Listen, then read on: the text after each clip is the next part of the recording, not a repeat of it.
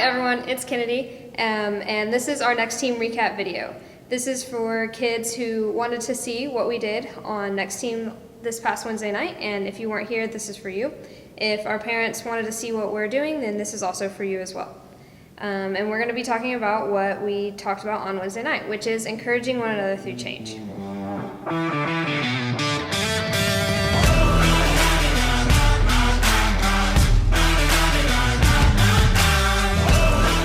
Okay, so in our meeting, we did the game Telephone. And everyone knows that in Telephone, it changes from each person. Usually, whatever the thing is said, it changes a little bit. And so by the time it gets all the way around to the end, it is almost a completely different sentence.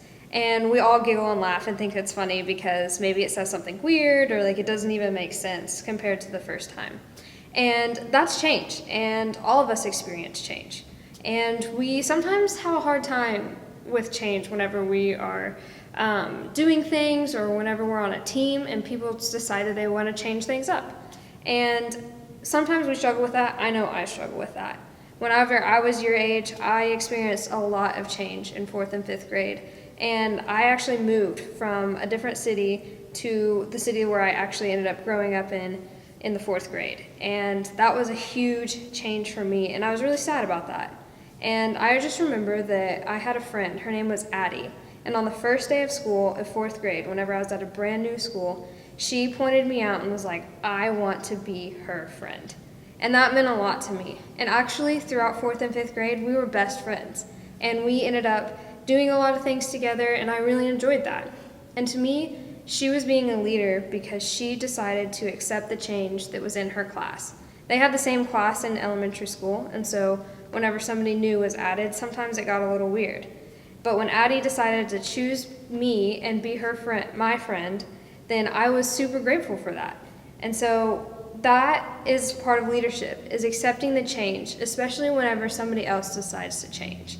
In Hebrews 10, verses 24 and 25, it says, "And let us consider how we may encourage one another on towards love and good deeds, not giving up meeting each together, as some are in the habit of doing, but encouraging one another, and all the more as you see the day approaching."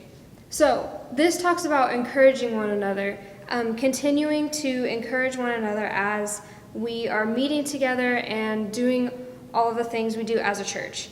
And what we want to do as Next Team is we want to encourage one another whenever things go on. Sometimes you may get put in a spot where you have to serve at the door, and then David or I come and say, hey, can we have you actually serve somewhere else?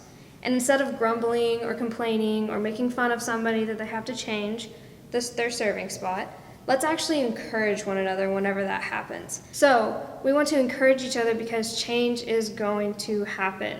Your 4th and 5th graders, 4th and 5th grade contains a lot of change within it. You're about to be in middle school, life is changing, life happens, and change happens all around us. And instead of putting each other down because something is happening, or instead of making fun of each other because change is going on, let's encourage one another. And let's encourage each other with a whole heart and for the body of Christ. We want to encourage the body of Christ because we want to support each other, and so we can have that support on the Next Team. So as leaders, we want to encourage each other, and we want to encourage each other when things stay the same and also when things change.